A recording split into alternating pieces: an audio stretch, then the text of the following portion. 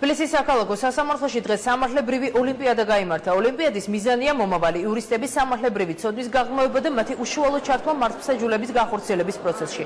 ღონისძიებაში თითქმის ყველა წამყვანი უნივერსიტეტის სტუდენტი მონაწილეობს.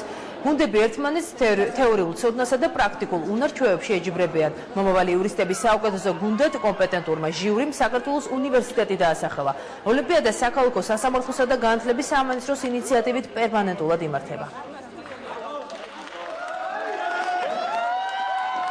სამართალი არის რეგულირებადი პროფესია და ჩვენ მისაღებ გამოცდებზე მისი მინიმალური კომპეტენციის ზღვარი ავწიეთ, მაგრამ ძალიან მნიშვნელოვანი არის თავად უმაღლესი განათლების მიღების ჟამს გავსი ღონისძიებების მოწყობა, იმიტომ რომ მათ პრაქტიკულად ნახულობენ თუ რასთან იქნება თუ მომავალში საქმე. ძალიან დიდი მადლობა მინდა გადაუხადო თბილისის საქალაქო სასამართლოს, რომელიც იყო ორგანიზატორი და მასპინძელი ამ ღონისძიების. გამარჯვებულ გუნდს მიუღოცა უკვე წარმატებას, მათ თბილისის საქალაქო სასამართლო შეთავაზებს სტაჟირებას და მათ საშუალება მიეცემათ, რომ ამ სტაჟირების დამთავრების გამარჯვების შემდეგ დასაქმნათ თბილისის საქალაქო სასამართლოში და გაიღმავენ თავისი პრაქტიკული ნარჩევების ცოდნა. ძალიან გახარებული ვართ, იმიტომ რომ საქართველოს უნივერსიტეტმა მოიპოვა გამარჯვება.